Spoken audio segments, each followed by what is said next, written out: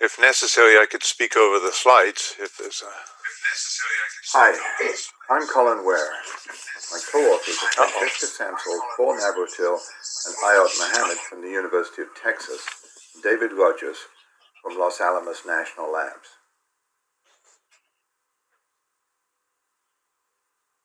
Many scientific visualizations are complex, and multiple variables must be shown using color maps. But the great majority of research into color maps has been done considering just one color map for a single scalar variable. When there are two or more color maps, the problem is far more complex because we need to be concerned that the color maps A are not confused with one another, B clearly represent the data, and C do not interfere with one another. We decided to begin our study of this problem with a scenario in which only two color maps are involved, and where one layer of data, that we call the foreground data, is shown as a set of colored glyphs over another continuous layer of data that we call the background data. To illustrate the problem, this image shows a set of streamlines color mapped to show the speed of currents in an area of the Pacific Ocean. And behind them is sea surface height color mapped with a grayscale. If you look carefully, you can see that the high-speed streamlines tend to follow the boundaries between high and low sea surface height. In order to solve the two color map problem, it is necessary that the color maps be separate trajectories in color space. Some rules for separating these trajectories are needed. In this preliminary study, we decided to investigate three principles whereby trajectories might be separated. First, light-dark separation. We designed pairs of color maps such that one color map was light and the other was dark. Examples are shown in the color map pairs shown here at the top. Second, saturation separation. We designed pairs of color maps such that one had high saturation and the other had low saturation. Examples are shown by the pairs of color maps shown here in the middle. Third, hue separation. We designed pairs of color maps where one consisted of reddish hues and the other consisted of greenish hues. Examples are shown here by the pairs of color maps at the bottom. The first experiment was about reading colors accurately using a key. The participant had to find the crosshairs in an image and set a cursor on each of two color maps to correspond to the point at the center of the crosshairs. This study was run with Amazon Mechanical Turk using software originally developed by Terry Turton. The data sets were artificial as shown in these two examples. On the left there is a high saturation color map used in the foreground and a low saturation color map shown in the background. On the right is a light color map combination. Note that in each case we also included a reverse combination. So we included light over dark and dark over light so as to look for asymmetries in the results.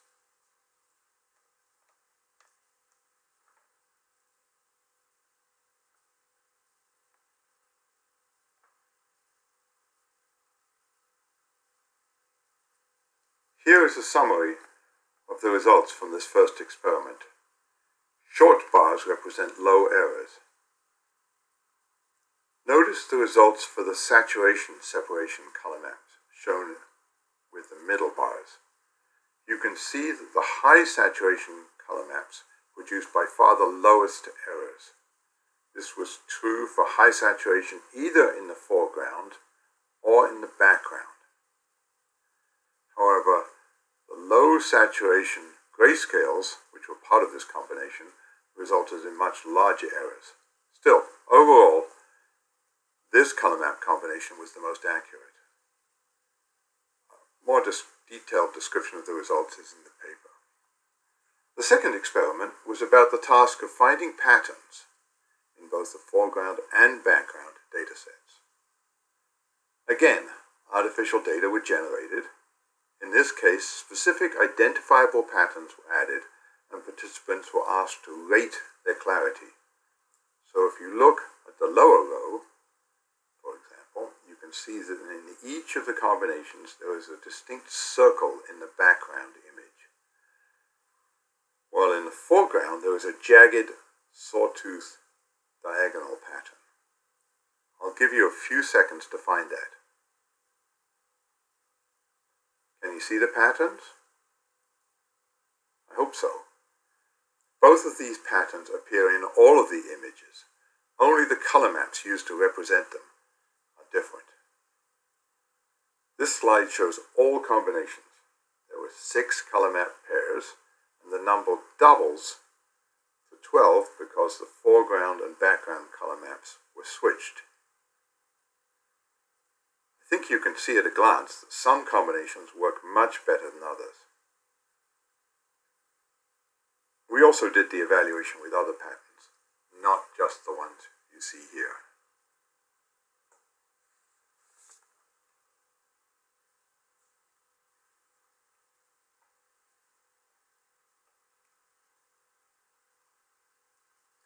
Here is a summary of the results from the second experiment.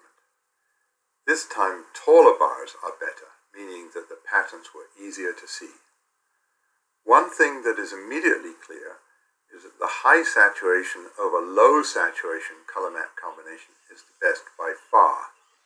Look at the bars in the middle. Also, the light dark color map combinations were terrible, as shown on the left. Red-green color map pairs were intermediate. There was an interesting asymmetry in the saturation combination.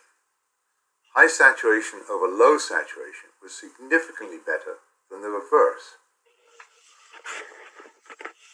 The grayscale did worse when it was shown in the foreground.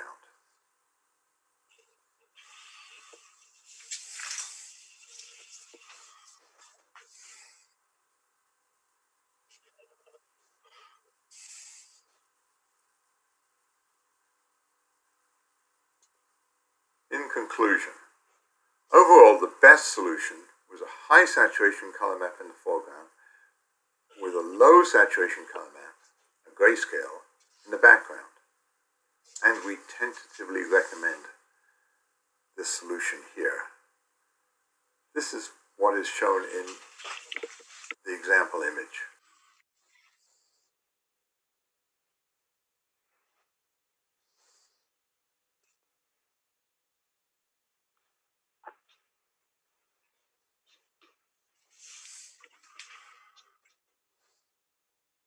All right. Thank you for the talk, Colin. I hope the audio issues are fixed by now. So I'm just going to quickly reintroduce myself. My name is Joanna Bayer from Harvard University. I'm the session chair today. So if there are any questions for Colin's talk, please post them now either on Discord or on the YouTube live chat.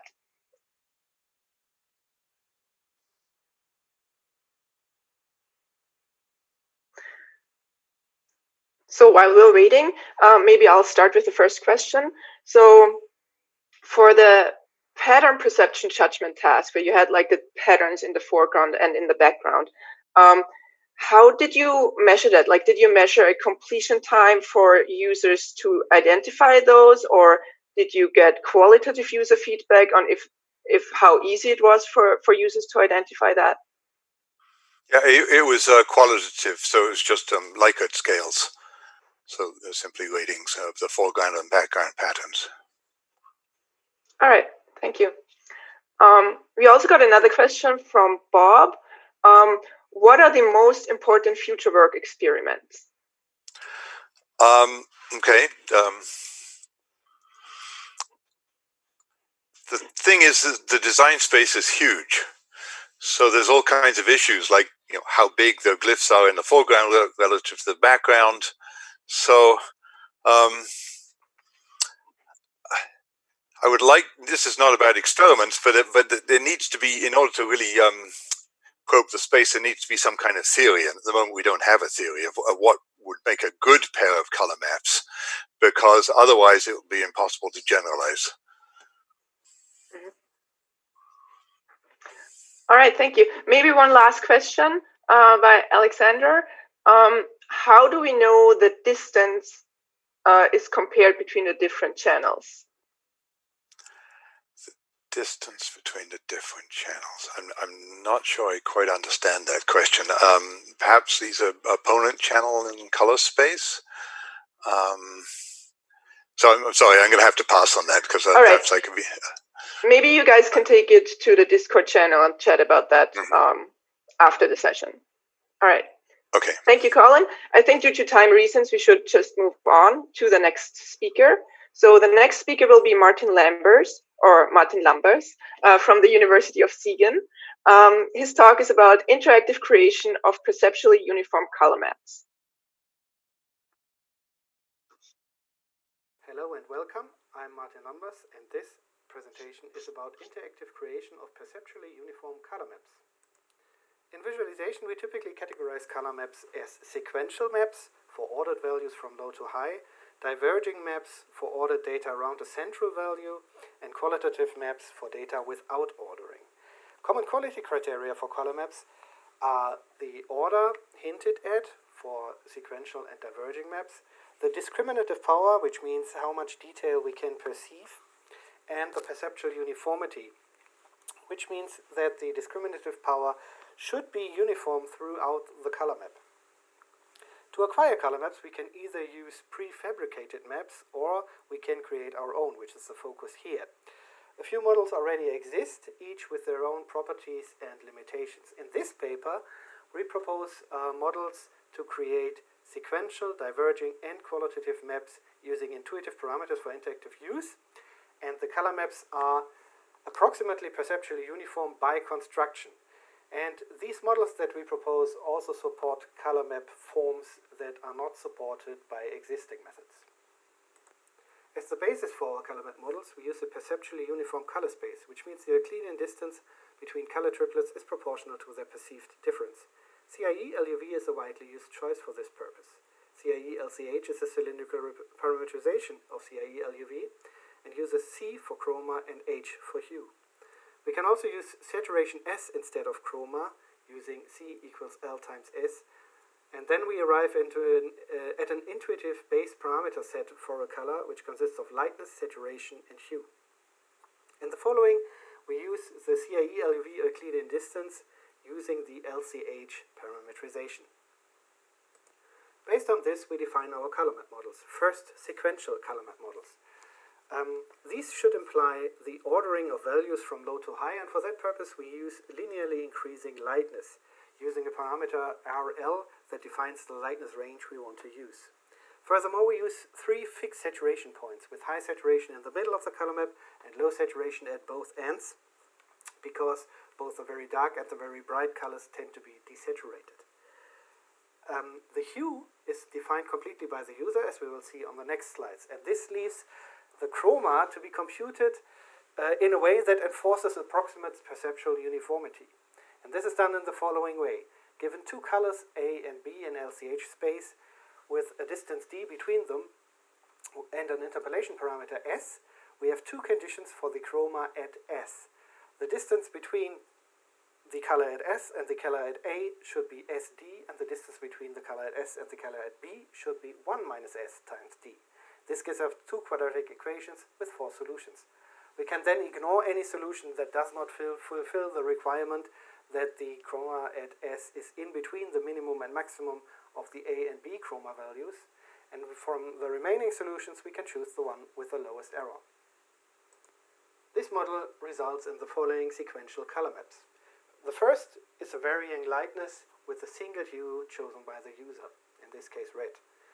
The second one is again a sequential map with varying lightness, and this time the hues come from a rainbow cycle.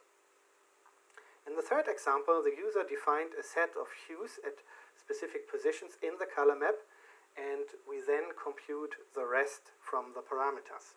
Here we have reddish colors in the lower half of the color map and yellowish colors at the upper half of the color map. We can also, instead of linearly increasing lightness, linearly increase saturation. So the lightness is kept constant, and the hue is in this case chosen as just one single color, because in desaturated areas we cannot differentiate between different hues. And now the saturation is linearly increasing, similarly to what we first did with lightness. And this is useful if you want to reserve lightness changes for other purposes, for example for shading in a 3D visualization. To create diverging maps, we can now simply combine two sequential maps. This works both for diverging maps with varying lightness and diverging maps with varying saturations. In both cases, we typically only want to use one hue for each end of the diverging map in order to avoid confusion. There's also a very simple way to create qualitative maps without any implied order of data. Here we have a constant lightness, a constant saturation, and the hue goes through a defined hue range. To use these models in an interactive tool, you first use a set of intuitive parameters in varying combinations depending on which type of color map you want to produce. And this set of parameters consists of the base values for lightness, saturation, and hue, then of range values for the three that define how much of the available range we want to use in our color map, and an extra parameter that defines the overall saturation of the map. Furthermore, we have interactive quality control by showing a test pattern that displays perceptual uniformity and discriminative power at a single glance. We have here two examples, one for a sequential map, one for a diverging map, and you can see the details getting smaller towards the lower end of the color map image, so you can see where you stop being able to perceive differences, and this defines the discriminative power. And if this discriminative power is uniform throughout the color map, then we have perceptual uniformity. And this quality control allows you to interactively correct problems that might occur. One typical example is that the CIE LCH colors that are computed must be converted to the device color space for use, which is typically today still sRGB. And that means color clipping may occur and damage perceptual uniformity and other properties of the color map. Reducing the overall saturation of a color map typically reduces clipping at the cost of reduced discriminative power. So this is a trade-off that the user can make interactively. Here we see example results for sequential, diverging, and qualitative maps. We can see that varying in lightness gives us much more discriminative power than varying in saturation.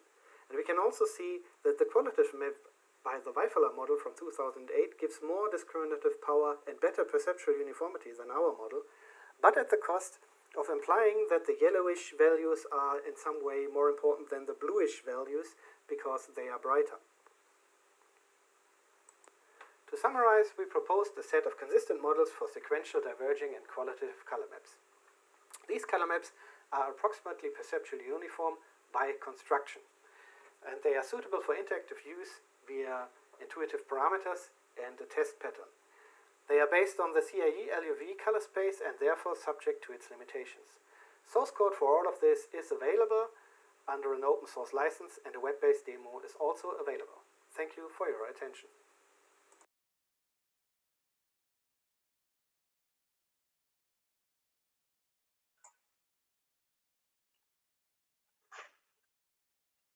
All right, thank you for this nice talk. If there are any questions, please post them again on YouTube or on Discord. While we are waiting, I can start with the first question. So I was wondering, how much input can users still give on the creation of those color maps? Is it possible for them to say, like, I want this color and create the rest around it, or are they able to fine-tune some things, or is it completely automatic? For certain types of color maps, the user can still choose different hues and build a color map around that. This would be primarily the linear sequential color map with increasing lightness. There you have a choice of different hues, but that doesn't make sense for all types of color maps. So there is, there's not so much creative freedom anymore. That's right. All right. And have you noticed or have you gotten any feedback from users? Do they care or do they not care about this, or is that too soon to tell? It's too soon to tell. I didn't receive any feedback about this yet. All right. So it doesn't seem there are any questions on YouTube or Discord. So I would say thank you again, Martin, for this talk, and let's move on to the next speaker. So the next talk will be by Yuchong Zhang from Chalmers University. The talk title is Task-Based Color Map Design Supporting Visual Comprehension in Process Tomography. And the co-authors are Morten Fjeld, Alan Said, and Marco Fratacangelli.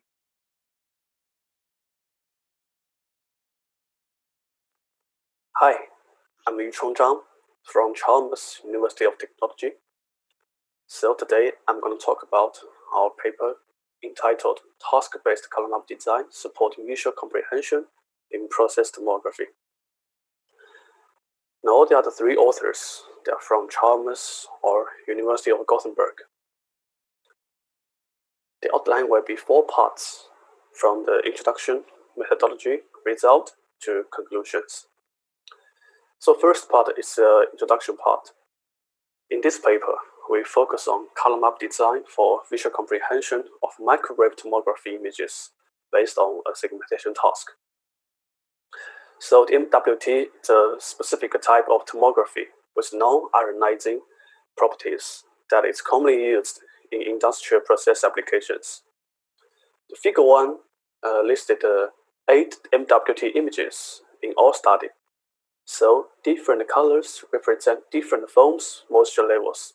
The blue is the desired color, which represents the low moisture levels. We investigate how various color maps affect the task accuracy in the context of MWT. And finally, we propose a design guideline for selecting color maps yielding accurate visual understanding. So, the methodology part will start with the color map selection. This is based on recently published color map design papers composing the following 5 design strategies, which is 4 plus 1. The 4 design strategies based on the sequential color map selection, and the 1 is based on the diverging color map selection. So, the sequential color maps, they change in lightness and often incremental saturation of color, often using a single hue, and should be used for representing information that has ordering. The first rule for selecting the sequential color map is based on the perceptual uniform, with each new color equally perceptually distinct from the previous and following colors. And the second rule for selecting the sequential color map is to choose those lightness values monotonically increase. And then we choose the color map in the lightness function space. There will be a plateau, or the function may go both up and down. And the last, in the lightness function space, there are some kinks in the function. And for diverging color maps, they change in lightness and possibly saturation of 2 different colors that meet in the middle at an unsaturated color. They often use in information being plotted as a critical middle value, such as topography, or when the data deviates around 0. And the color map illustration is placed here. We choose another 10 commonly used color maps, in total 11, plus an intrinsic color map default in MATLAB. This individual design strategy is elaborated as follows. So we can see that the Parula color map is default color map in MATLAB, and the Veridis and Magma, they are both sequential perceptually uniform color maps. The grays and blues, they have single hue, and their lightness is increasing monotonically. The cool and autumn, the lightness function has a plateau, and in color map hot and copper, the lightness function has kinks. And the last 2, spectral and the cool warm, they are diverging color maps. So, after selection, we convert all MWT images with the chosen color maps by using the OpenCV. Then we're able to observe each color map in segmenting the desired low moisture areas, which is the blue parts on the images in Parula color map. So this is a Parula color map, and this is the original image, and the desired part is those blue parts. And the goal is to visualize those blue parts using a segmentation task.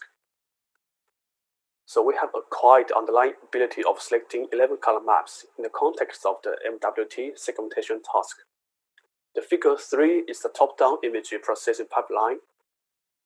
Each of the 11 color maps is placed here in the first row, and the second row are the corresponding MWT images, and the third row that corresponding the segmentation results. From the preliminary result, we're able to infer that the Parula, Verdes, Cool, Hot, and Autumn, they seem to be excellent in segmenting the desired parts, which is the low moisture levels here. And after that, we have to validate our outcome. So we adopt 3 data-driven metrics to quantitatively assess the performance of those color maps by following our recently published work as well. Then we employ the J-color index, dice coefficient, and false positive as assessments. The equations illustration are placed here. The source denotes the source MWT's images to be segmented, while the segmentation represents the segmented images. So here comes the composed result. From the tables and the figures, we can find that in both J-color index and the dice coefficient, the color map Autumn reaches very high value, each even approaching 1 in some cases, which represent excellent performance. Similarly, it has the low false positive values over all samples.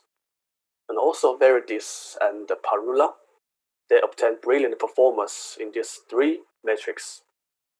And conversely, we can find that the color map spectrum, Cool Warm, and Magma, they have very low evaluation outcomes. Both they all have low J-color index and the dice coefficient value, but very high false positive value. So it is fair to conclude that the color map Autumn, Verdes, and Parula, they appear to be the most desirable choices in our study. Finally, to conclusions. Here comes the design guideline. For comprehension-based segmentation scientific analysis for MWT, we recommend the color maps Autumn, Verdes, and Parula as the most suitable color schemes. And for the same context of use, we do not suggest spectral, Cool Warm, or Magma schemes. Why? This is because diverse color maps perform differently in computer vision related tasks due to they possess own luminance and hues.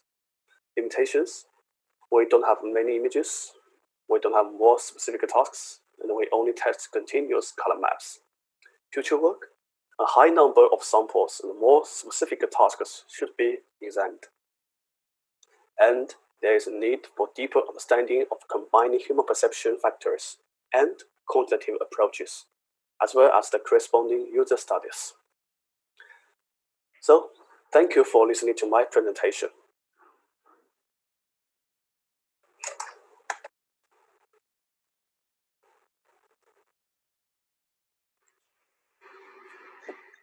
Thank you, Yu-Chang, for this talk. If there are any questions, please post them on the YouTube chat or on Discord again. While we wait for some questions to come in, let me start with a question. So I noticed that you only have 8 images for your study, or you only used 8 images. How similar are those MWT images usually? Like, do they differ between machines or different data sets, or are they usually kind of similar intensity? Well, yes, there are like 8 images in my study until now, and every image came from every distinct industrial process. Like they have different parameter setting or different sensor setting. Actually, they are different, I mean, the properties, they might be similar, but they are from the different industrial setting. Mhm.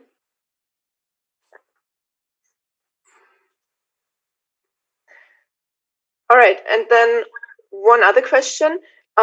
So you use these data-driven metrics in your evaluation, right? Did you also do any user tests for like more qualitative assessment of the different designs?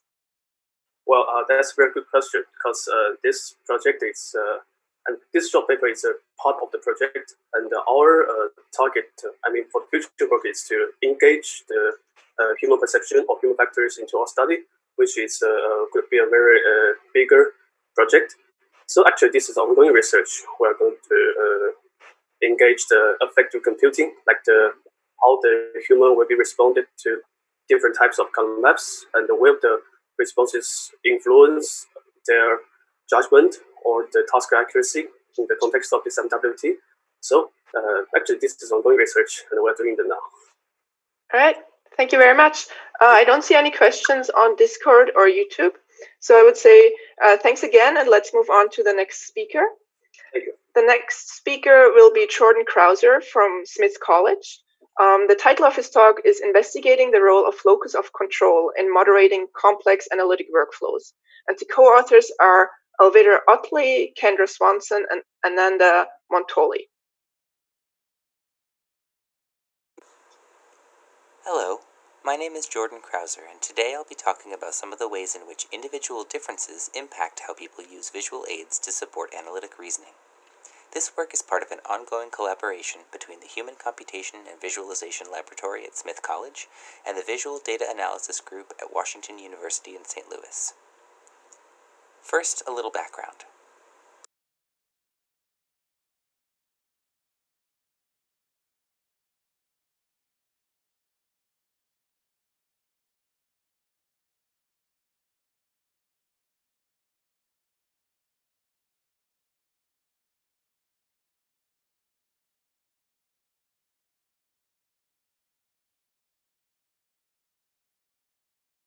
That locus of control, the degree to which a person believes themselves to be in control of events that happen in their lives, can impact things like speed, accuracy, search strategy, number of insights, and subjective preference for some visual metaphors over others.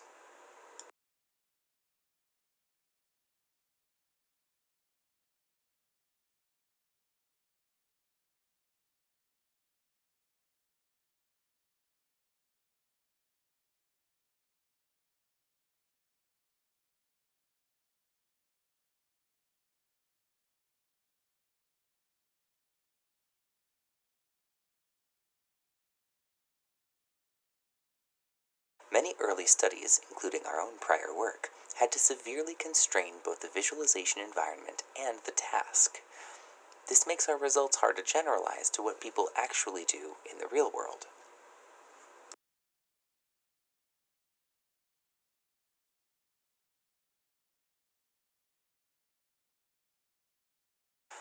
This makes our results hard to generalize to what people actually do in the real world.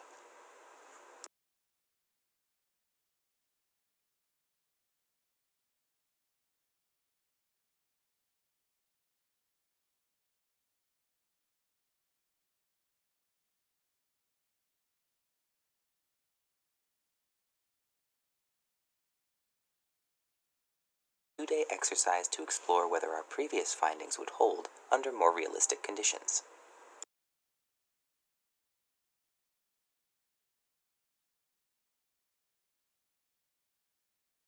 Realistic conditions.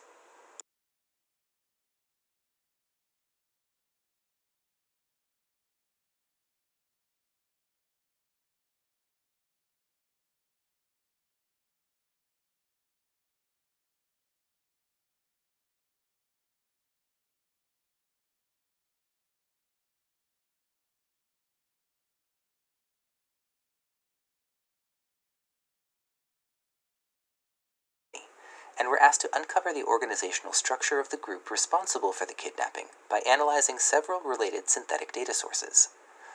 Email headers from internal company emails spanning 2 consecutive weeks, employee records, resumes, and short biographies of many of the company's employees, historical reports and descriptions of the countries involved, and current and historical news reports from multiple domestic and translated foreign sources.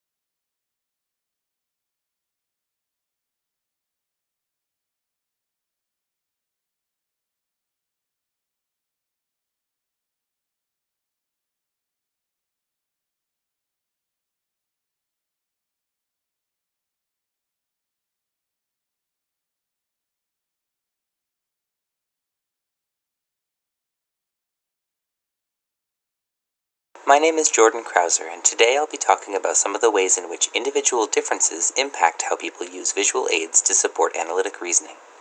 This work is part of an ongoing collaboration between the Human Computation and Visualization Laboratory at Smith College and the Visual Data Analysis Group at Washington University in St. Louis. First, a little background. Over the past decade, visualization research has started to recognize that one-size-fits-all interfaces often don't fit all that well. There is a growing body of research on how individual differences in personality and cognitive factors might influence how people interact with visualization. Check out our STAR for a comprehensive survey. In particular, several studies have documented that locus of control, the degree to which a person believes themselves to be in control of events that happen in their lives, can impact things like speed, accuracy, search strategy, number of insights, and subjective preference for some visual metaphors over others. There's just one problem. In order to explore these phenomena across a sufficiently large population, many early studies, including our own prior work, had to severely constrain both the visualization environment and the task. This makes our results hard to generalize to what people actually do in the real world. In the summer of 2019, a partnership with the Laboratory for Analytic Sciences at North Carolina State University provided a unique opportunity. Dozens of trained intelligence analysts from the U.S. Navy Reserve volunteered to participate in a 2-day exercise to explore whether our previous findings would hold under more realistic conditions. Reservists were first asked to complete a battery of assessments measuring various dimensions of personality and cognitive ability. In this talk, we'll focus just on locus of control. After this initial information was collected, participants received a short briefing outlining the study task, which was based on the VAST Challenge 2014.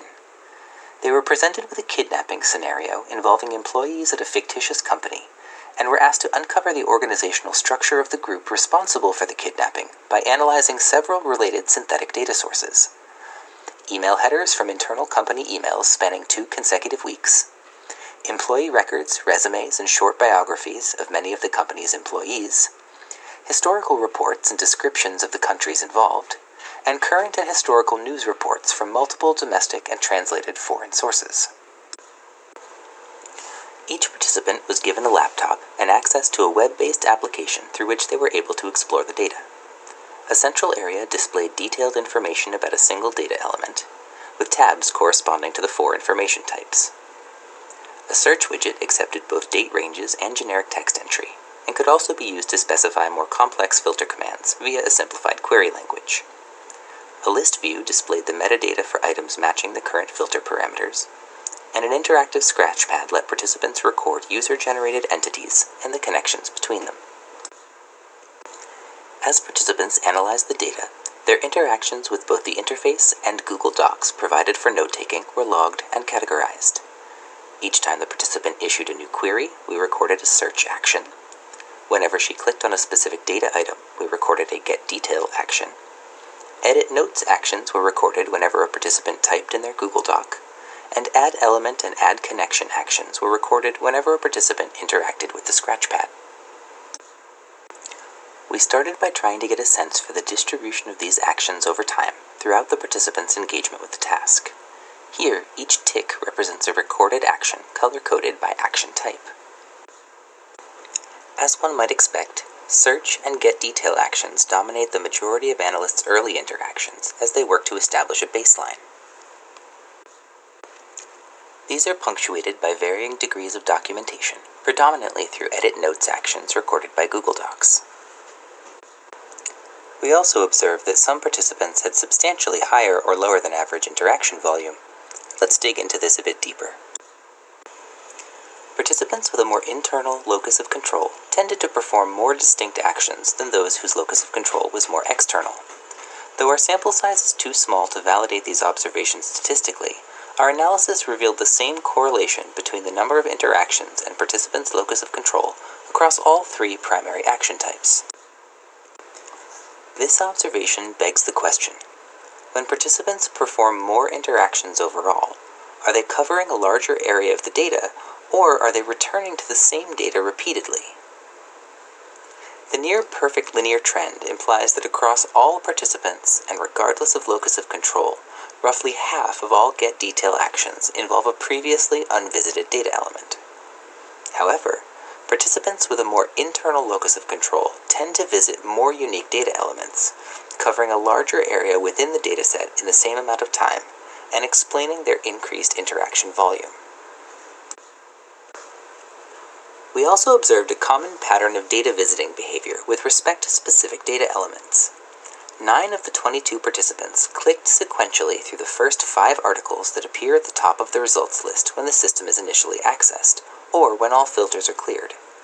Similar patterns were observed for other data types, suggesting that participants use clicking down the list of results in order to get their bearings.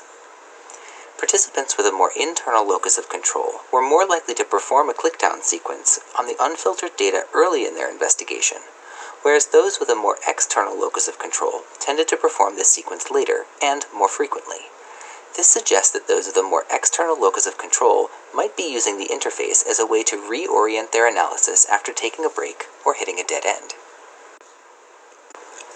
The preliminary results of these exercises demonstrate that there does appear to be a relationship between locus of control and expert behavior on complex analytical tasks. At a higher level, our findings underscore the importance of teasing apart how individual differences influence analytical behavior. Features like the ordering of unfiltered data items are not inherently meaningful, but in the absence of other cues, some users may be more inclined to rely on these features to guide their analysis. A better understanding of the mechanics behind these tendencies is one small step toward adaptive, flexible design. But the best part? This analysis is only the tip of the iceberg. There's so much more to explore. You can check out the full anonymized dataset along with our preliminary analysis at the URL on your screen, or by following the link in our paper. Thanks for listening.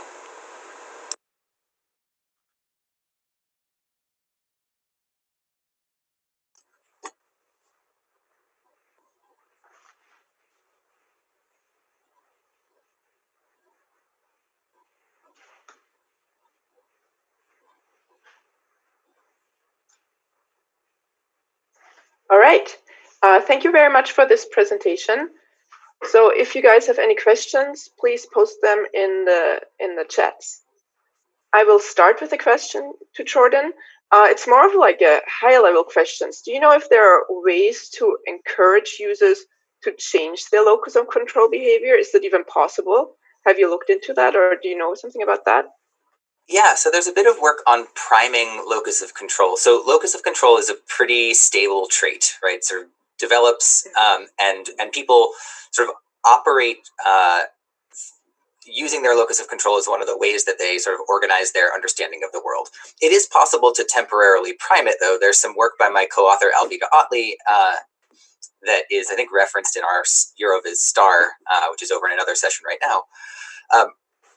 But rather than sort of getting people to change something that is kind of innate about how they view the world, our tack is that maybe it makes more sense for us to design systems that are sensitive to how locus of control influences people's behaviors in order to be able to better support them where they're at, rather than sort of requiring an additional cognitive contortion.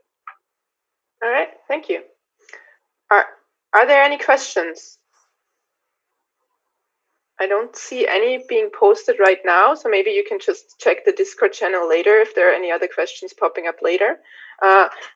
If not, thank you again very much for your talk, and let's move on to the next speaker.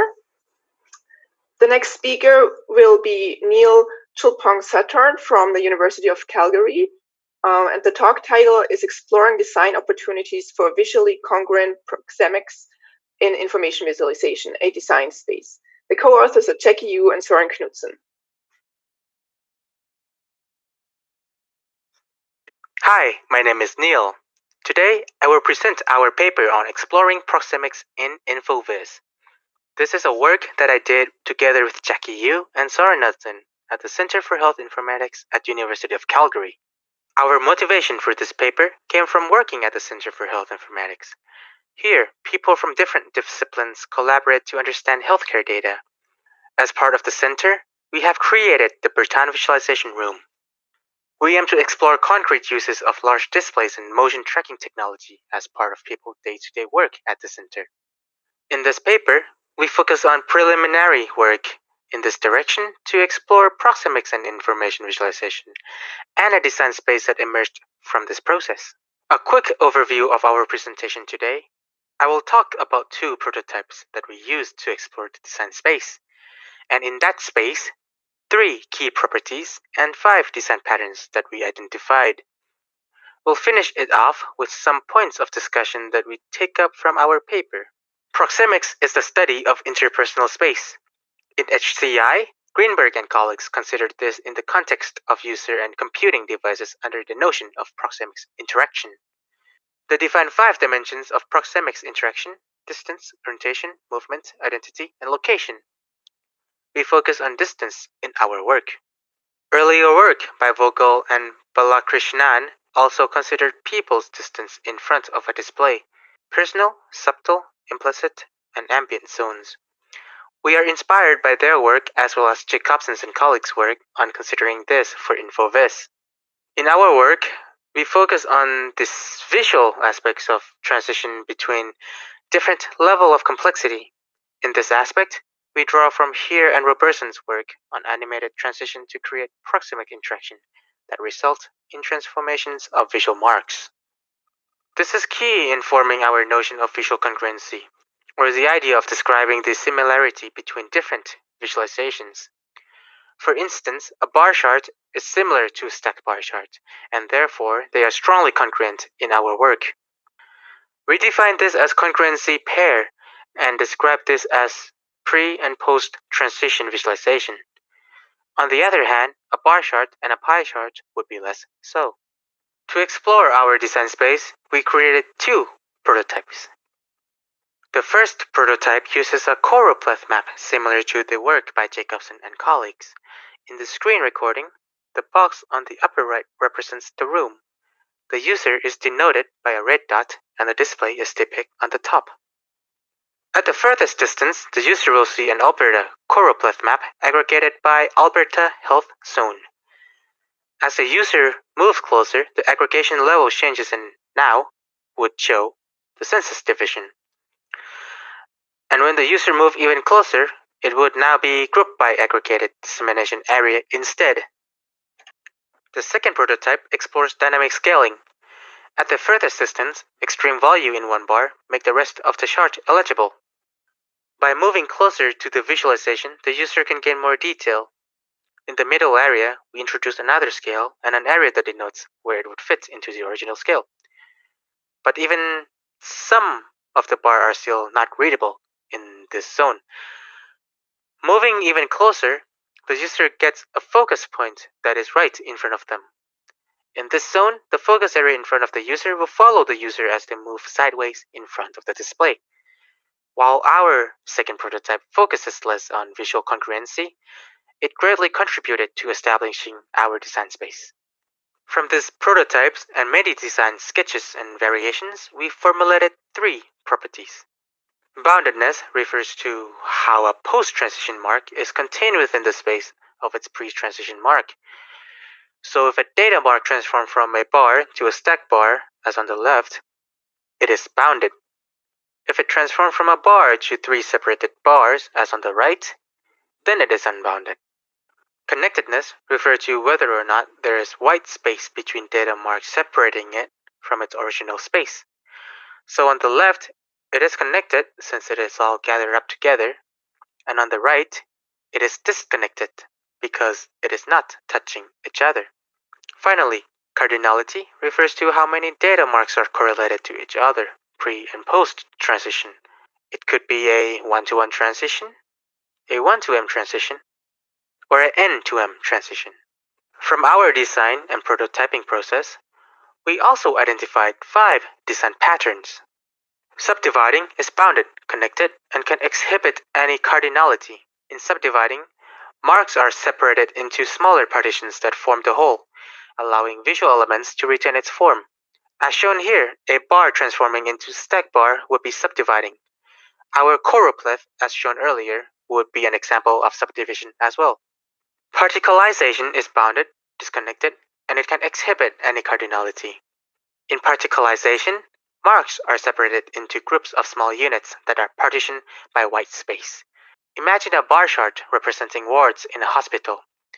It can transform into an atomic data marks where instead of admission in a ward, you now see each individual patient as a mark in that ward. Peculiarization is unbounded, connected, and is only 1-to-1 cardinality. In peculiarization, marks are given more detail by segregating a scale. Imagine for this top line chart here. The scale might be a time continuum aggregated by quarter year, which would give it 4 data marks.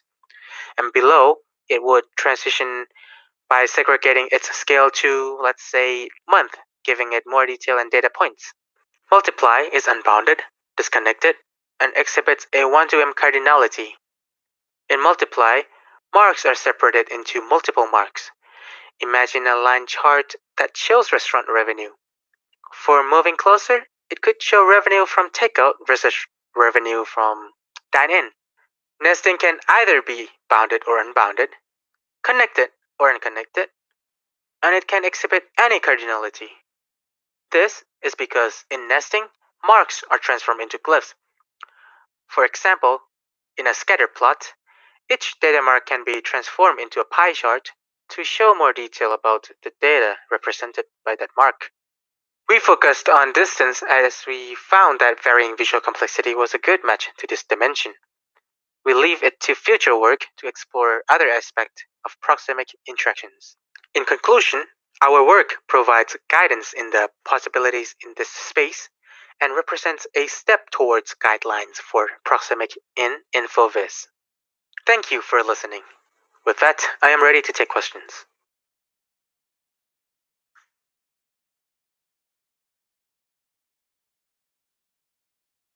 All right. Thank you, Neil, for this nice presentation. Are there any questions from people watching online? While we're waiting for some questions, maybe I start with the first one.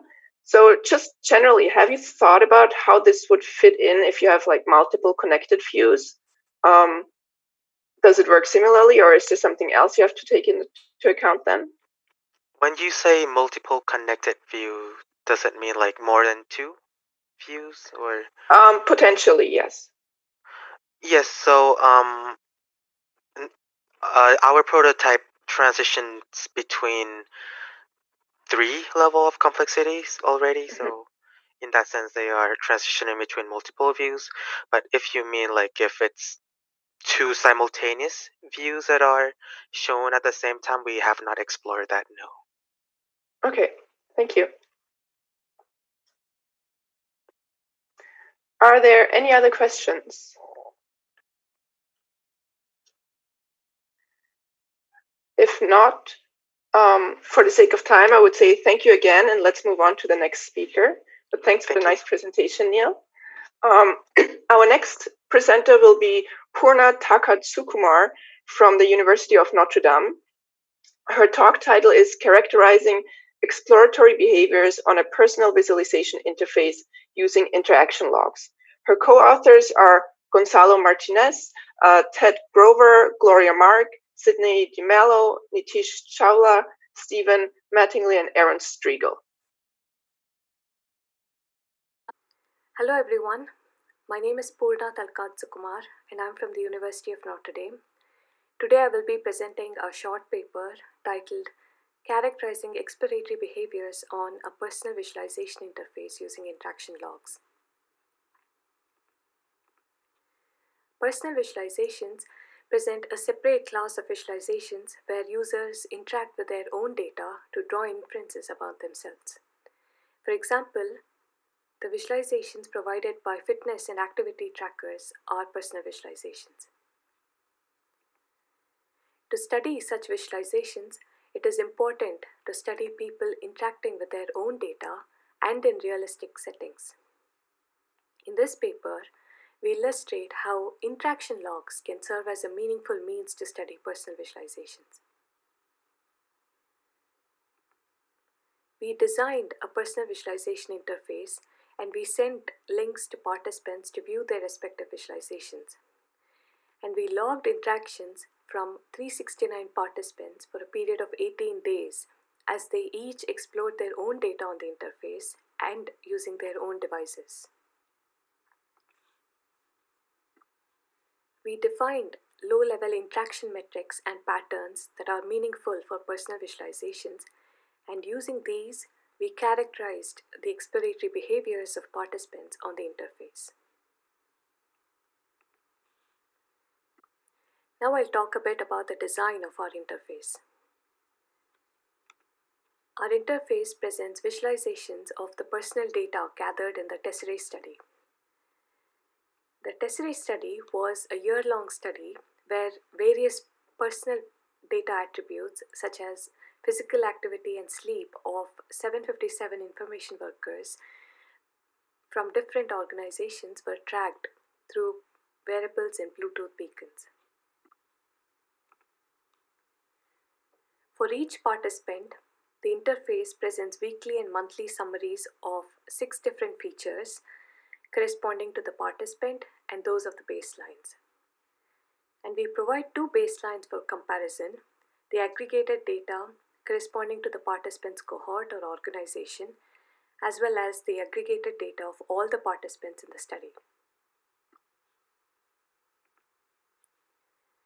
The data are visualized using line graphs, which are commonly used to visualize self-tracking data and enable tasks such as identifying values, identifying extremes, and finding trends over time. The graph corresponding to the participant data is labeled as U, and those corresponding to the baselines are labeled as cohort and all. And participants could hover over the data points to see more details, including the X and Y values, and also the number of participants in the case of the baseline data. And the interface was also adapted to be accessed on mobile devices with varying form factors. To apply low-level interaction metrics to describe user behaviors on the interface, we categorize the interactions by user intents in performing them. We refer to the interaction categories presented by Yi et al. And Boy et al. To create the following 4 categories. These are: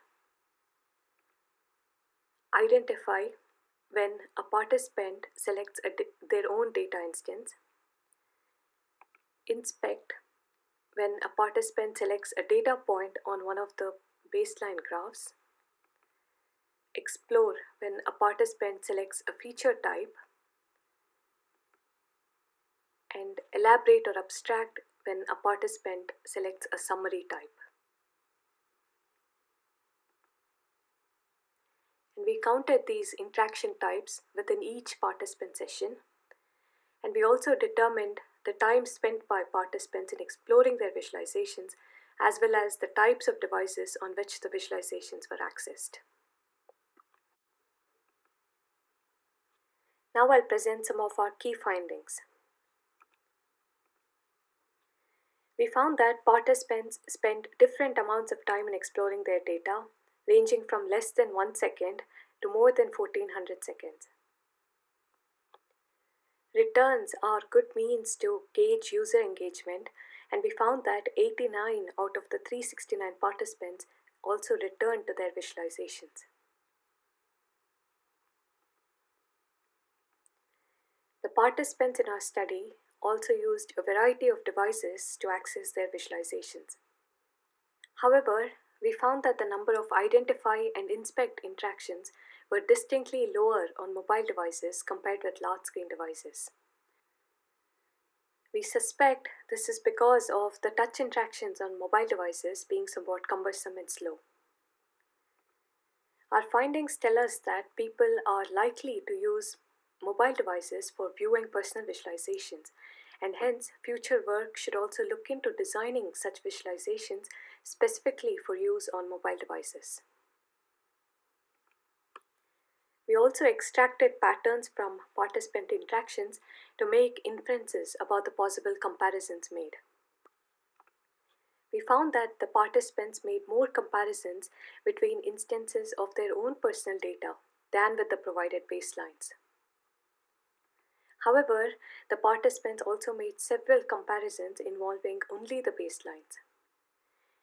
We suspect that the additional visual encoding of the number of participants in the data points in the baseline graphs could have contributed to these interactions.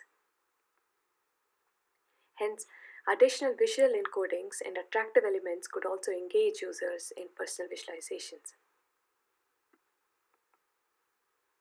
We found that some of the interface design choices also influenced participants' exploratory behaviors. For example, the participants interacted the most with the weekly summaries of the activity feature, which was the default visualization which appeared on page load for all of the participants. And we also observed structural interactions where participants make use of a visually apparent structure to explore an unfamiliar interface. We found that 261 out of the 369 participants explored the features in the same order in which the options were listed. And you can find more details in our paper. And with this, I end my presentation, and I would like to thank all of my co-authors, and I thank you all for your time, and I'm happy to take questions. Thank you.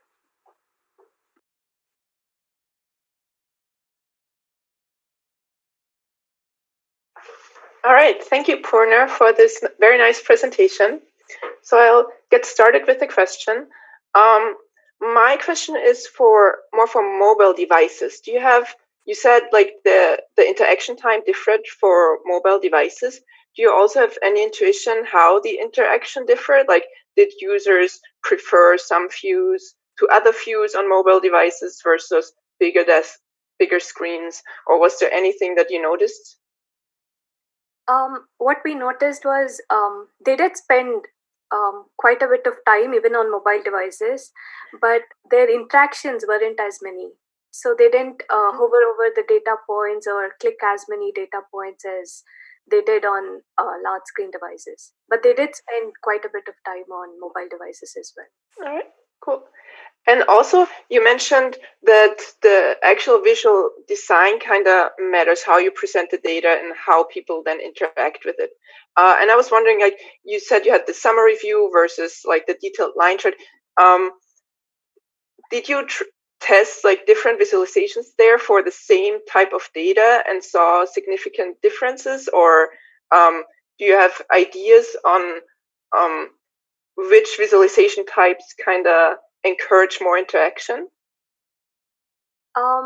With the current study, we were not able to figure that out because the monthly summaries, like by definition, they had like fewer data points compared to the weekly ones. So we like by just determining counts, we couldn't like it wouldn't be a fair comparison to do that. But yeah, it's certainly something we'd like to look at in the future. Yeah. All right. Yeah, I just saw one more question on the live chat, going towards the same direction. Did you do any survey for influence of interface design? No, we did not. Okay. All right. Then thank you again, Poorna. Very nice talk. Let's move on to our next presenter. The next talk will be given by Ashley Shah from Tufts University.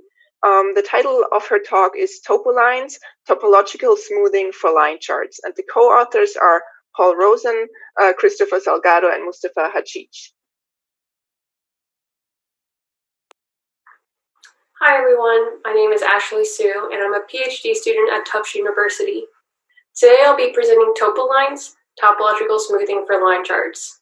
The co-authors on this paper with me are Paul Rosen and Christopher Salgado, who are both at the University of South Florida, and Mustafa Hajij at KLA. If you'd like to follow along the slides with me, you can go to bit.ly/TopoLinesSlides. So let's get started. We use line charts to visualize many types of data, from stock trends to weather changes, or from brain activity to radio astronomy frequency. But due to the sheer size of data, we often find that our line charts can be cluttered or noisy, making certain visual analysis tasks difficult. For example, trying to identify the top 3 peaks in this EEG dataset is particularly hard given the number of data points on our line chart. Commonly, we use line smoothing to help declutter noisy charts.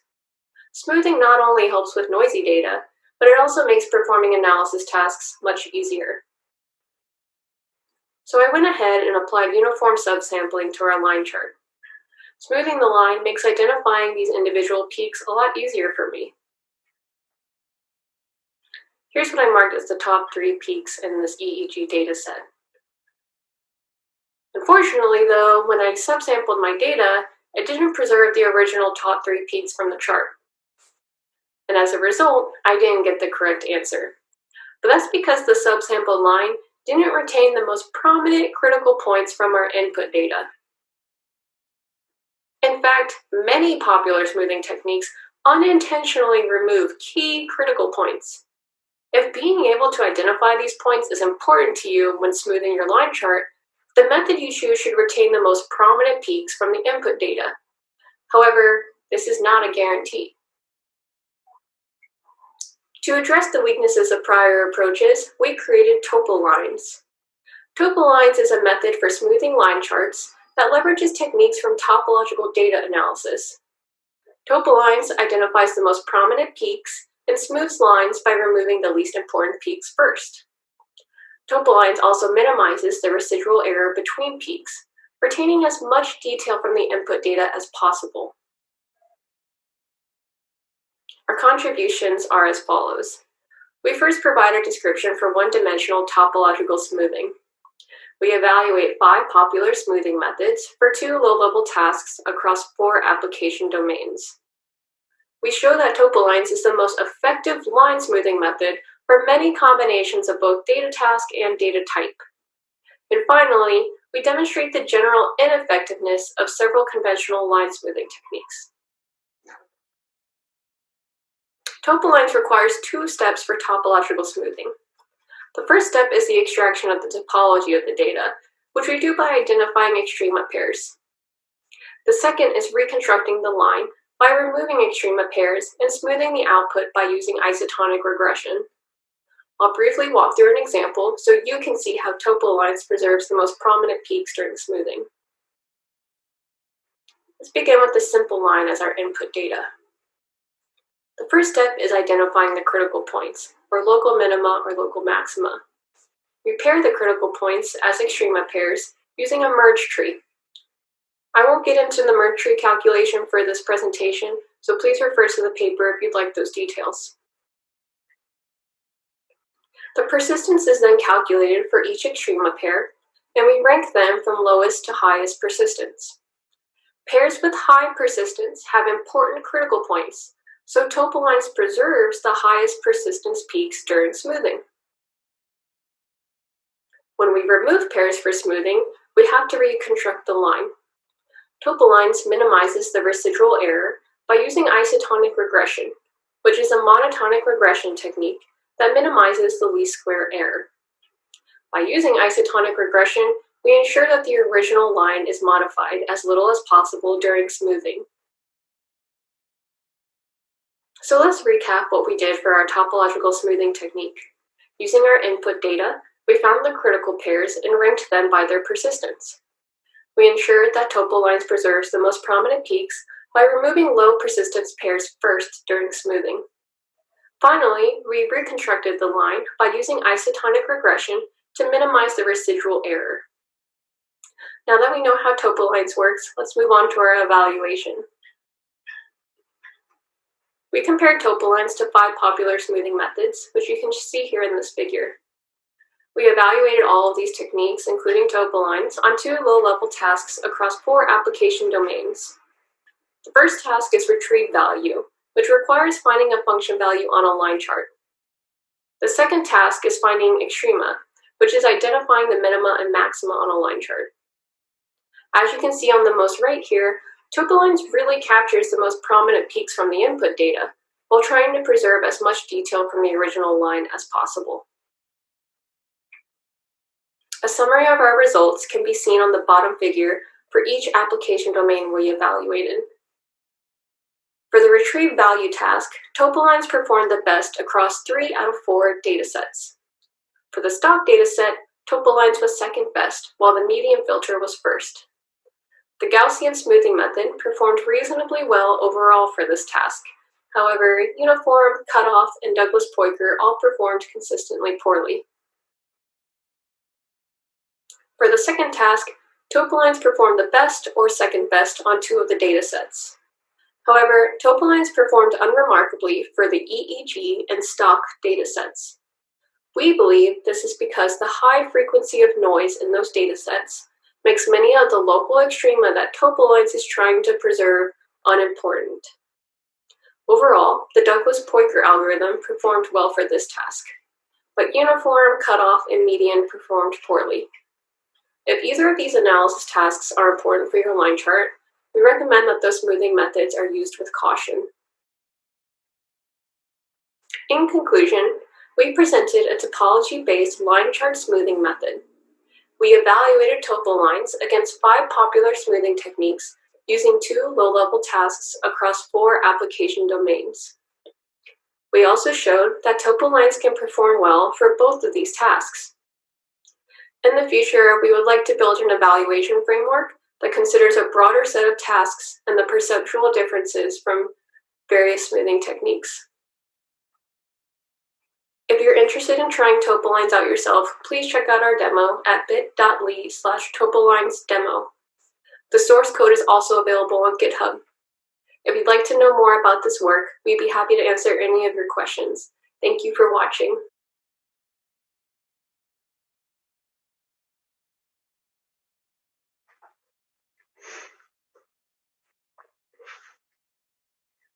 All right, thank you, Ashley, for this nice presentation. While we wait for questions to come in, I will start with the first question. And that would be, so in your talk, you focused on like 1D signals and 1D data. Could your method also be extended to 2D data or multidimensional data?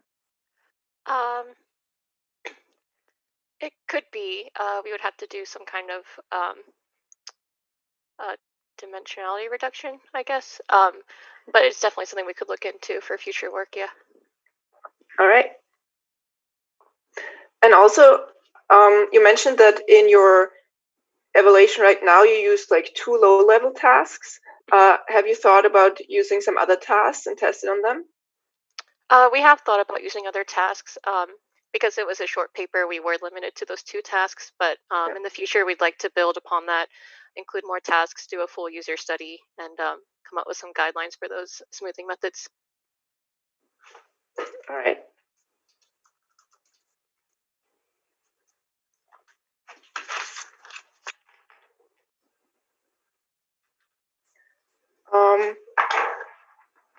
All So then I would say thank you again very much, and let's go on to our next speaker. Our next speaker is Abir Al-Sayari from the University of Illinois at Chicago. And her co-authors are Chilin Orisana, Andrew Johnson, and she will be talking about evaluating strategies of exploratory visual data analysis in multi-device environments. Hello everyone, my name is Abir. I am a PhD student at the University of Illinois at Chicago, and today I'll be presenting results from a user study we conducted to evaluate the strategies of exploratory visual data analysis in multi-device environments. So we know visual analytics is defined as the science of analytical reasoning facilitated by interactive visual interfaces. And in practice, exploratory visual analysis is considered as an iterative process, which involves cycles of visualization and creation, identifying questions of interest and interaction, refinement of one's questions and hypotheses. But we still have no full understanding of how this process is performed and conceptualized. The current literature of exploratory visual analysis provides different assumptions about how it's defined, but there's no consistency on whether it follows some structure and patterns. And existing models and frameworks of visual analysis process, they touch on the task analysis, but not specifically on understanding how it is structured. These typologies comprise why and how a task is performed and what are the input and output to complete it. So they help to express high-level tasks as sequences of low-level tasks. But do exploratory visual analysis process have some structures when it is performed in actual settings? So we need to support exploratory visual analysis, especially in collaborative settings when multiple analysts work together. And for that, we need to understand how this iterative process of analysis unfolds in complex collaborative settings. So the focus of our work is to evaluate the strategies when multiple analysts perform exploratory visual analysis, and we study this specifically in a collaborative multi-user, multi-device environment. Our findings provide some insights into understanding the process of exploratory visual analysis, and these findings can be evaluated in different contexts to find commonalities and differences. So we conducted an exploratory study specifically to examine how groups of 3 participants perform exploratory visual analysis in a multi-user, multi-device environment. For the study, we recruited 18 subjects as 6 groups of 3 participants. They were 13 male and 5 female, and we recruited participants from a pool of graduate and undergraduate computer science students, which all have some background in visualization that ranged from basic to advanced. And they performed the study for a duration of 45 minutes to 1 hour and a half. For the setup and the software, we prepared a multi-device environment consisting of high-resolution large display, 1 MacBook Pro laptop, and 2 Samsung Galaxy Tabs, 1 Microsoft HoloLens. For the software, participants used Polyfuzz prototype system, which is a collaborative visual data analysis tool that we developed in the lab. During the study, participants explored 2 geoscience datasets. The first dataset contained information about earthquakes incidents in Oklahoma and California. It has around 24,000 records of attributes such as location, time, magnitude, and depth. And the second dataset contained information about fracking activities in Oklahoma and California. And it has around 5,000 records of attributes such as injection volume, pressure, depth, location, and time. For the task, we asked participants to explore if there is any relationship between injection volumes and pressure and the frequency of earthquakes. We collected data as system logs, position and orientation of devices and users, and the study was video and audio recorded. We analyzed the strategies of exploratory visual analysis by conducting a qualitative analysis of the session flow and exploration patterns. And this was done in 2 coding phases. So in the first phase of the analysis, we created an Excel sheet and we took every created visualization during the analysis session and wrote down its relationships to all other visualizations. So then we were able to plot all created visualization in a chronological order with the set of codes indicating their relationship. And then we started to observe some patterns. We observed that there are some distinct analysis paths, and along each path there were some creative visualization. We will describe this structure in a bit, but for further details about our qualitative analysis, we put information on our GitHub for your reference. So from our qualitative analysis, we observed two-level structure of the analysis sessions. First, we observed that participants initiated some analysis paths, and along each analysis path, they created set of visualization. And we will discuss the types of the path that we observed and this view-to-view generation of visualization along each path. The first type of analysis path initiation is the initiation of parallel path, and this takes place when participants fetch subsets of data from different data sets using the same attributes, and then they start analyzing these subsets using different visualization and measures. And this was the most common initiation of analysis path, since the open-ended task was exploring two data sets and make observation of possible comparison. The second form of analysis path initiation, we observed that it takes place later in the analysis session, so we call this sequential path. And we observed that participants initiate this analysis path later in the analysis session to re-examine hypotheses and observations by looking into different dimensional space of the data sets. And taking this type of analysis path is important in validation hypothesis, although this was less frequent than the first type of the analysis path. The last form of analysis path is the focused path, and this takes place when participants start with a larger scope of data subsets and then they drill down into the dimensional space. And by drilling down, they re-examine if observation within a larger subset holds in filter the smaller subset. So these were the types of analysis path initiations that we observed from the study. And upon initiation of each analysis path, they start analyzing data using different visualization and measures. And the created visualization along each path compose the evolution of that path.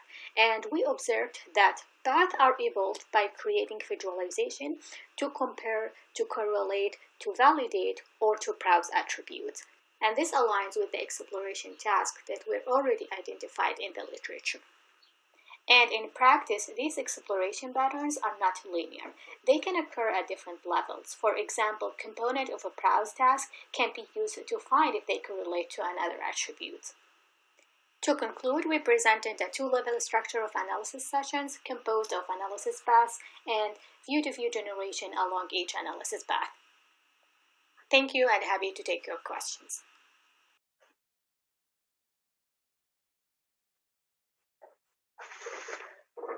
All right, thank you, Abir, for this very nice presentation. I will get started with some questions while we wait for questions to come in the live chat. So my first question would be, how would the results differ in different settings? So for example, I don't know if you have like different data sets or different users. Did you notice difference between novice users and expert users? Yeah, can you say a little bit about that? Yes. So this finding actually, what we found from the specific setting that we studied, like the specific set of devices with only 3 participants and specific data sets and with a few sets of attributes.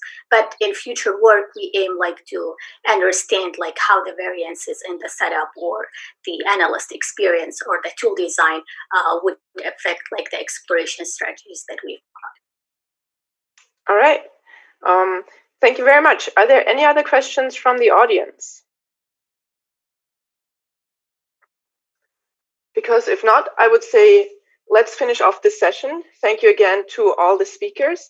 It was a really informative session for color design and perception.